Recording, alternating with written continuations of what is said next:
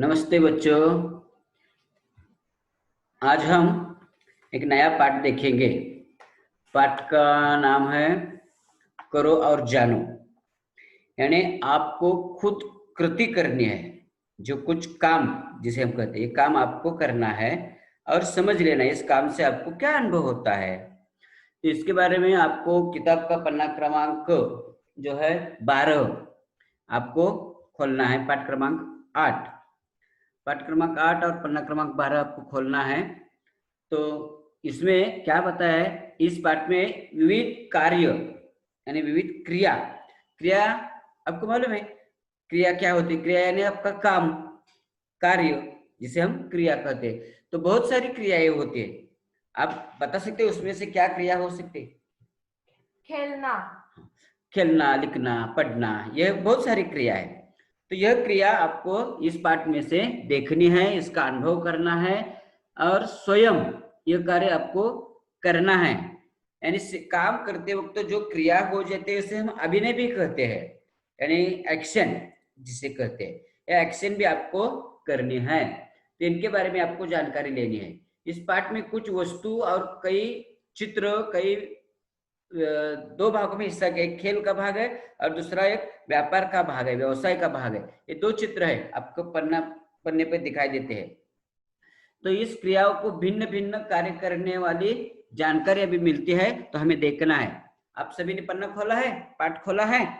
हाँ। तो देखिए, पहले मुझे चित्र का नाम बताइए। आप कौन कौन से चित्र इस पाठ में देख सकते हैं?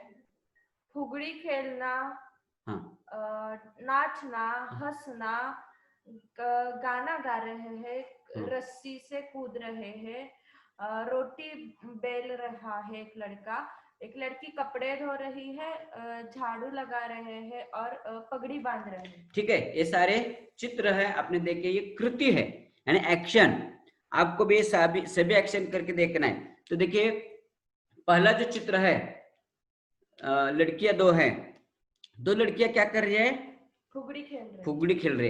तो आप भी अपने घर में अपने भाई के साथ, अपने बहन के साथ, या हो सके तो अपने माता जी को भी शामिल करना है आपके खेल में। हाँ, तो फुगड़ी खेल को देखिए क्या अनुभव होता है। फुगड़ी से क्या फायदा होता है आपको मालूम है? नहीं। तो कोई भी खेल हो, इस खेल से व्यायाम होता है। फुगड़ी खेलने से हमारे शरीर का व्यायाम होता है। इसलिए फुगड़ी यानी जुम्मा, फुगड़ी के खेल महिलाएं ज्यादा खेलती है। हाँ, सावन मास, पुराने जमाने में बहुत सारी महिलाएं जब अपने घर में गौर गणपति का उत्सव होता था ना, तब ये फुगड़ी के खेल देहात में यानी खेड़े गांव में देर रात तक चलते थे। हाँ, अपनी माता जी को पूछिए, बताएगी माता जी आपको इस फुगड़ी खेल के बारे में। यह भी आपको अनुभव करना है। दूसरा जो चित्र है, एक लड़की है। ये लड़की क्या कर रही है? हंस रही है ना। तो लड़की हमें बताते हंसो। हंसने से क्या फायदा होता है आपको मालूम है? लंबी उम्र मिलती है। हाँ, आप बताते हैं कि लंबी उम्र मिलती है। तो हंसने का फायदा एक होता है, आपका मन प्रसन्न रहता है। बच्चों ध्यान में रखिए, हमेशा चाहे आपको दुख कितना भी हो, लेकिन आपके चेहरे पर हमेशा प्रसन्नता, हंसी देखनी चाहिए। हंसने से हमारा तन और मन प्रसन्न रहता है। हंसने की क्रिया भी आपको आनी चाहिए। कई बच्चे हंसते हैं, हंसने के बहुत सारे प्रकार होते हैं।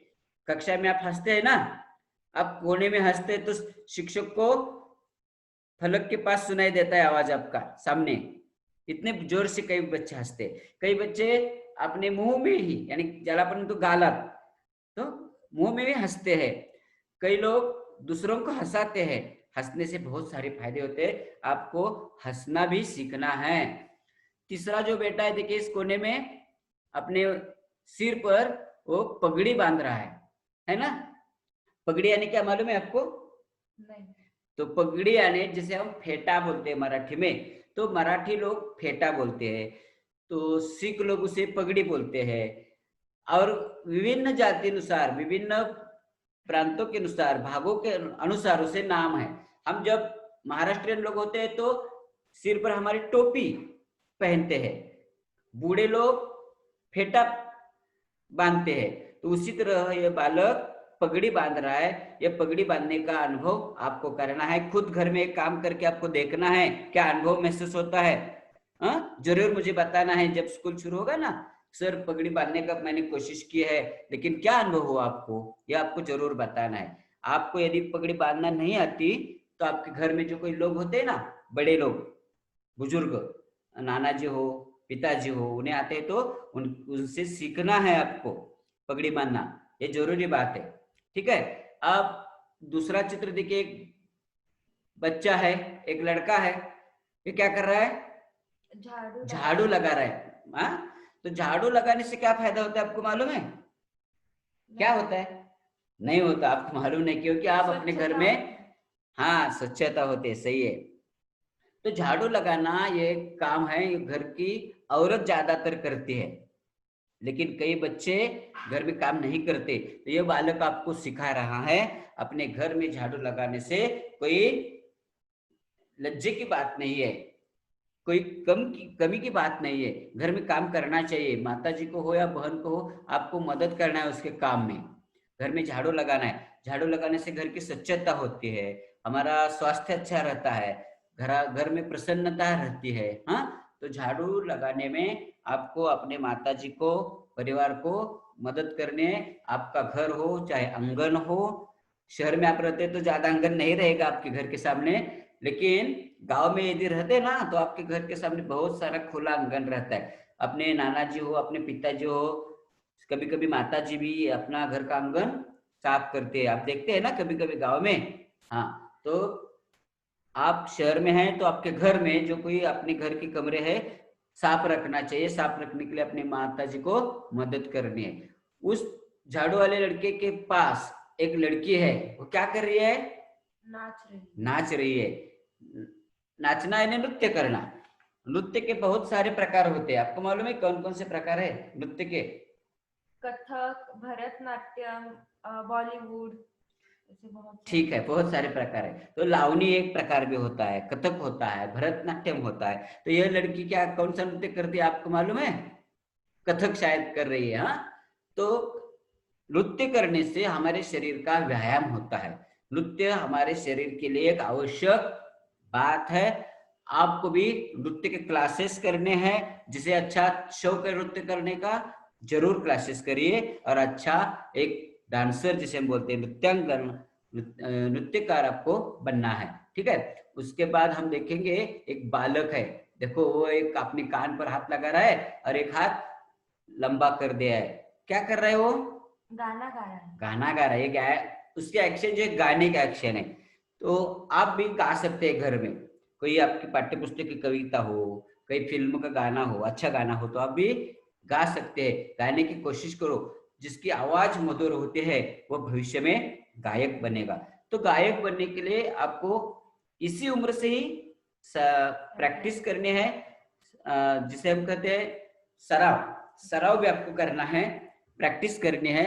तो आप घर में अपने माता पिताजी को, कोई अपनी किताब की कविता हो, कोई फिल्म गाना हो, कोई देशभक्ति पर गीत हो, अपने स्कूल में कोई कंपटीशन होते हैं ना, स्पर्धा प्रतियोगिता होती है, तो ऐसे प्रतियोगिता में आपको हिस्सा लेना है और ये गाने का आपको आनंद लेना है, ये कृत्य आपको करनी है।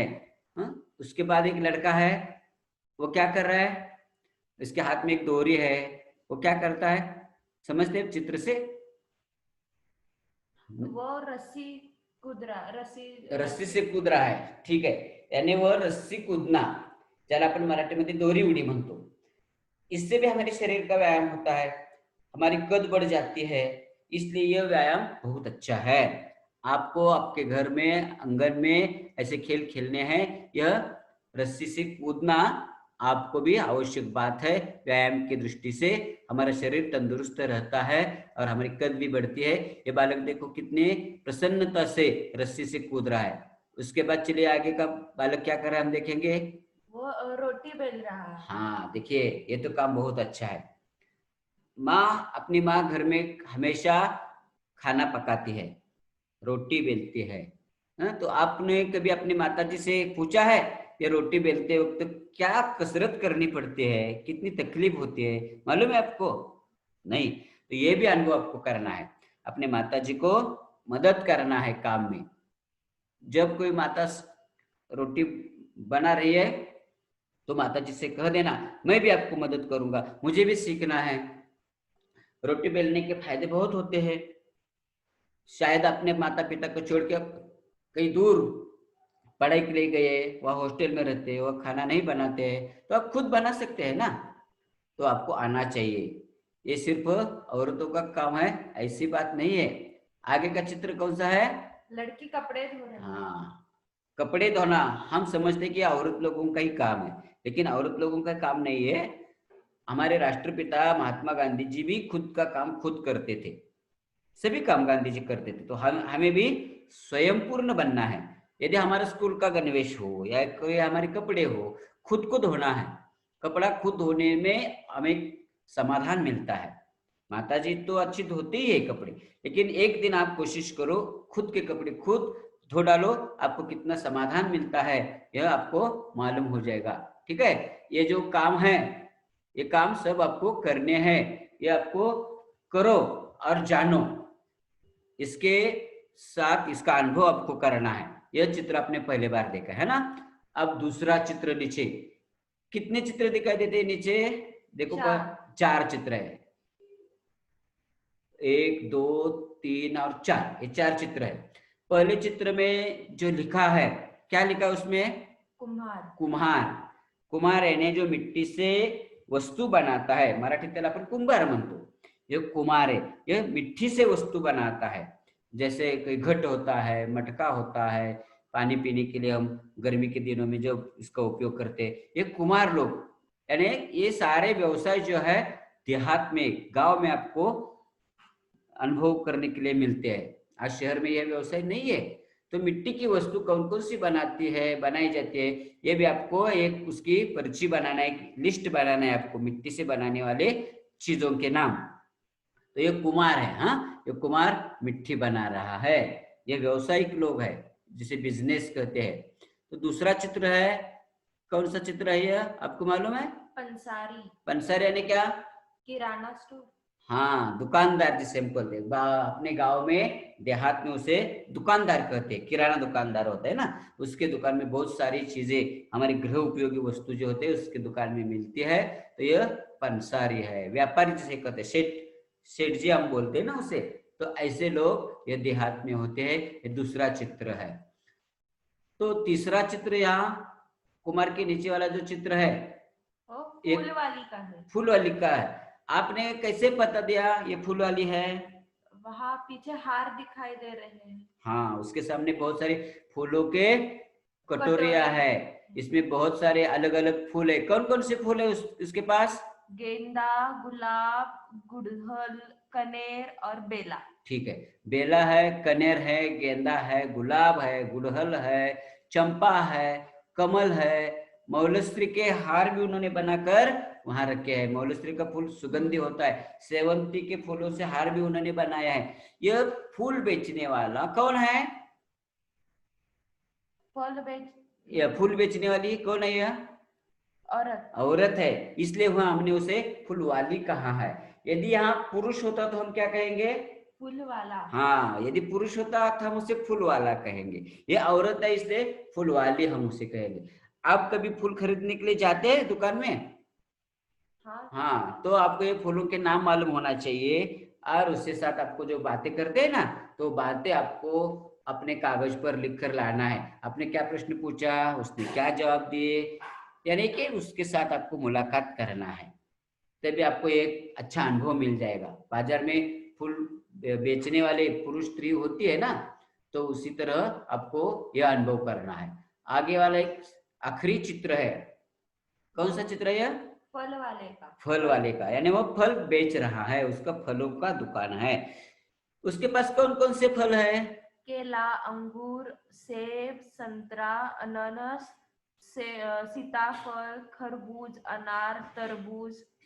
ठीक है, आपको बहुत सारे नाम मालूम है शायद, और शायद उसके पास लिखे हुए बोर्ड में इसे आप बता सकते हैं। तो आज अब भी कोई अजनबी नाम है तो आपको बाजार में जाकर इस फल वाले के पास जाकर उसे फलों के नाम की यादें आपको बनाना है, अलग अलग क्या फल होते हैं। ठीक है, तो यह फल बेचने वाला पुरुष है, इसलिए हमने उसे फल वाला कहा। यदि स्त्री होती तो हम क्या कहेंगे? फल वाली। फल वाली कहेंगे।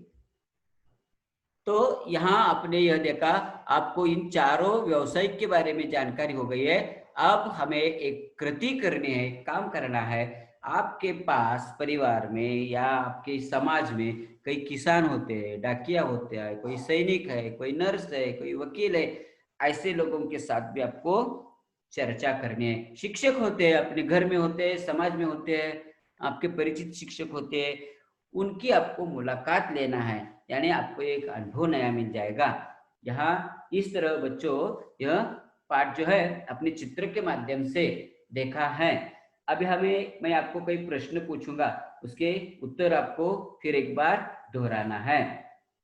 देखो, मिट्टी के बर्तन कौन बनाता है? कुम्हार। कुम्हार बनाता है। अनाज, गुड़, तेल आदि कौन बेचता है, उसे क्या कहते हैं? पंसारी। पंसारी कहते हैं। फूल और हार कौन बेचता है? फुलवाली। फूलवाला, फूलवाली, तो उसे क्या कहते हैं? माली कहते हैं। माली। माली लोगों का यह ज्यादातर व्यवसाय। अब कोई भी व्यक्ति, कोई भी समाज का व्यक्ति कौन सा भी व्यवसाय कर रहा है, लेकिन पुराने जमाने से पहले हमारे पुरखों से व्यवसाय से नाम बने जाते थे। जैसे कि जो बाल काटता है उसे हम नाई कहते थे, जो भगवान की पूजा करता है उसे हम पुजारी कहते थे। तो महात्मा फुले आपको मालूम है, सावित्रीबाई फुले, तो उनका नाम फुले क्यों हुआ है?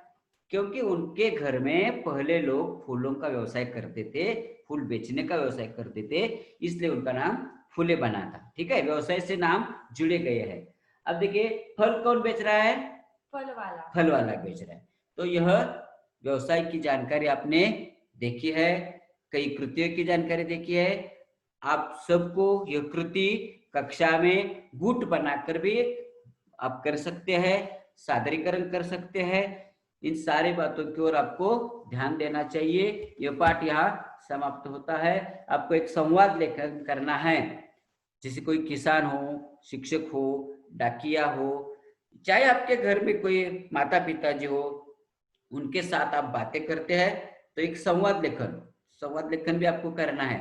संवाद लेखन में कैसे है, मैं आपको बताता हूँ। एक देखिए, शिक्षक और छात्र है, तो पहले शिक्षक उससे बातें करेंगे, बच्चे कैसे हो आप, तो छात्र जवाब देगा, फिर शिक्षक प्रश्न पूछेंगे। ऐसे संवाद होते हैं, इसे संवाद कहते हैं। तो आपको भी मैंने जो कोई नाम बताए उनमें से माली, नाई, डॉक्टर, पुलिस, किसी ना किसी एक कोई व्यवसायिक हो, उससे आपको मुलाकात करनी है और यह जानकारी यानी काम का अनुभव कैसा होता है आपको इस कृति के माध्यम से महसूस करना है।